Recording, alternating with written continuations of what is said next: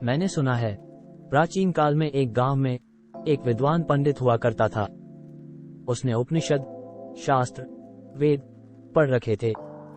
ज्ञान की उसके पास कोई कमी न थी, लेकिन अंदर ही अंदर उसे हमेशा एक कमी महसूस होती थी। और बात ऐसी थी कि ये बात वो पंडित किसी के पास नहीं कर सकता था। गांव के लोग उसकी बड़ी इज्जत करते। अगर किसी के सामने ये बात कह दी तो सारी इज्जत पानी में मिल जाएगी। अंदर से पंडित घुटता था। अंदर एक संतुष्टि की कमी थी। ज्ञान तो काफी जमा किया था, सारे शास्त्र पढ़ लिए थे, लेकिन अभी सिर्फ ज्ञान इकट्ठा हुआ था, समझ नहीं आई थी, बोध नहीं हुआ था। अभी बस ज्ञान था, प्रज्ञा नहीं आई थी। एक दिन उस गांव में बहुत बड़ा योगी आया।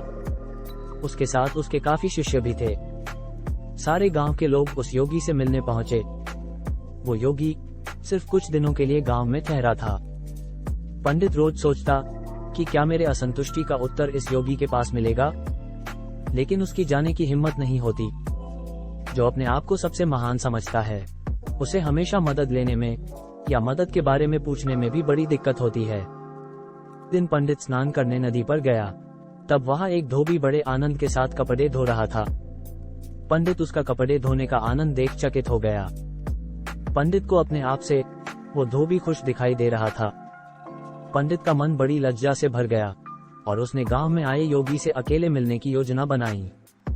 दूसरे दिन पंडित सुबह बड़ी जल्दी उठ योगी से मिलने चल पड़ा। पंडित योगी की कुटिया में पहुंच गया। संयोग से वहां पर अभी कोई भी न आया था। योगी अपने ध्यान में विलीन था। पंडित बेचैन होकर उसके आंख खोलने का इंतजार कर रहा था। कुछ देर बाद योगी ने अपनी आंख खोली।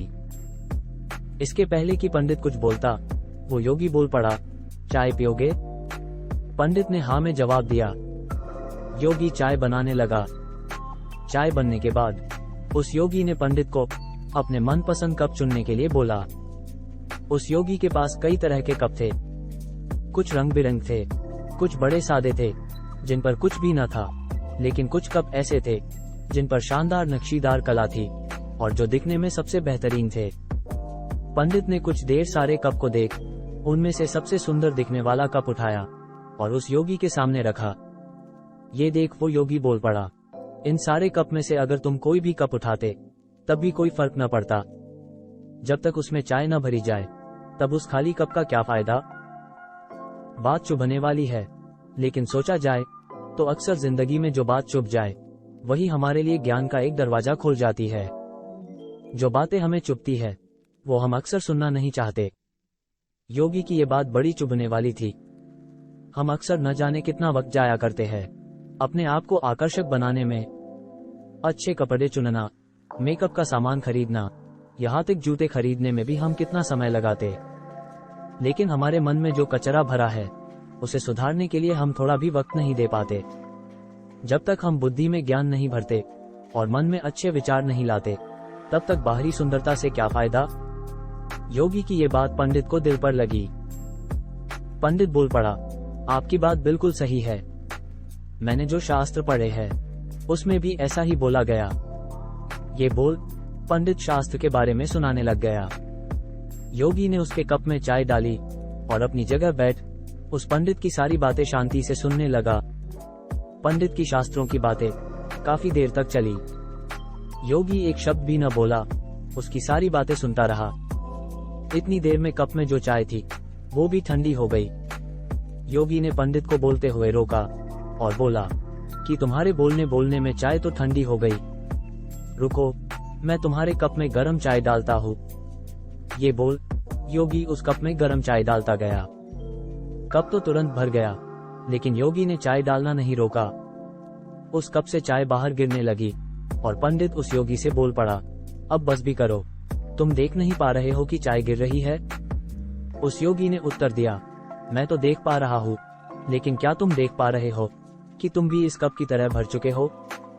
क्या तुम देख पा रहे हो कि अब तुम्हें भी रुकना पड़ेगा? ये बात सुन पंडित को एक नई शिक्षा मिली। पंडित उस योगी के आभार मान वहां से चला गया। ये कहानी बड़ी बहुमूल्य है। ये कहानी दो विपरीत दिखने वाली बातों का दर्शन कराती है। लेकिन ध्यान से देखा जाए तो दोनों बातें आखिर एक ही बात पर ले जाती है। जिंदगी जीने के दो पहलू है। एक पहलू है बाहर की जिंदगी। बाहर की जिंदगी में हम अपने आप को ज्ञान से भरते हैं या कचरे से? हम अपने आप को विनम्रता से भरते हैं या चरित्रहीनता से? क्या हम अपने आप को उदारता से भरते हैं या ईर्ष्या से? जब तक हम सही चीज से अपने आप को नहीं भरते, तब तक हमारे ऊपरी दिखावे का कोई फायदा नहीं। अनुभव लेंगे, किताबें पढ़ेंगे, दूसरे लोगों से सीखेंगे, तो हम अपने आप को ज्ञान से, विनम्रता से भर पाएंगे। दिन भर अगर रील्स देखते रहे, तो फिर अंदर कचरा जमा हो जाएगा। अंदर का कचरा बाहर के और कचरे को बुलावा देगा। फिर हमारी जिंदगी में भी हम कचरा ही बोलेंगे और करेंगे। रील्स पर अगर लोगों को देखा जाए, तो वो लोग मुझे बंदरों से कम नहीं दिखाई पड़ते। दरअसल अगर बंदर अपना काम ठीक से न कर पाए, तो रील्स पर जो लोग हैं, वो बंदरों को भी अपना काम कैसे ठीक से किया जाए, ये सिखा सकते हैं। ये बात मेरे समझ से बाहर है कि दिन भर रील्स देख के कैसे कोई अपना समय बिताता है। रील्स देख के मन में कोई महान विचार आने की कोई संभावना नहीं है। पर यह तो हो गई बाहरी जिंदगी की बात। कप भरने तक कहानी का भाग हमें इस बाहर की जिंदगी के दर्शन कराता है। लेकिन कहानी का दूसरा भाग हमारे आंतरिक जिंदगी की बात करता है। कभी हमने गौर किया है कि सारे ज्ञान का जन्म अज्ञान से हुआ। हम अज्ञान का सदा से कम मूल्यांकन करते आए हैं। लेकिन अगर अज्ञान नहीं होता, तो शायद ज्ञान कभी जन्म नहीं ले पाता। सारे आवाजों की जड़ शांति है। शांति से ही सारे आवाज, सारे सुर जन्मते हैं और शांति में ही समाप्त होते। जो भी अस्थिर है, वो कभी न कभी स्थिर हो जाएगा। अस्थिरता अस्थायी है, स्थिरता स्थायी है। बाहर जो ज्ञान इकट्ठा किया है, वो हमें बाहर ही छोड़ना पड़ेगा।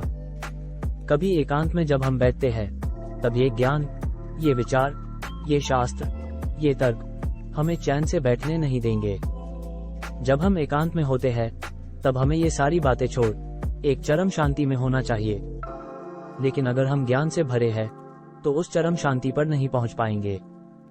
कप खाली करने का कहानी का दूसरा भाग हमें खाली होने के लिए कहता है। अगर हमें आंतरिक जिंदगी में सुख चैन चाहिए, तो हमें पूरा खाली होना पड़ेगा। कुल मिला के बात इतनी है कि हमें दोनों के बीच एक संतुलन बनाए चलना है। जब हम समाज में हैं, तब हमें बाहर के सही अनुभवों से अपने आप को भरना है। लेकिन जब हम आंतरिक जिंदगी जीते हैं, तब हमें इन्हीं सारे अनुभवों को उतने ही आसानी से बाहर रख देना है और अंदर से खाली होना है। इन दो बातों के संतुलन से ही हम आंतरिक जिंदगी में पूर्ति का अनुभव कर पाएंगे।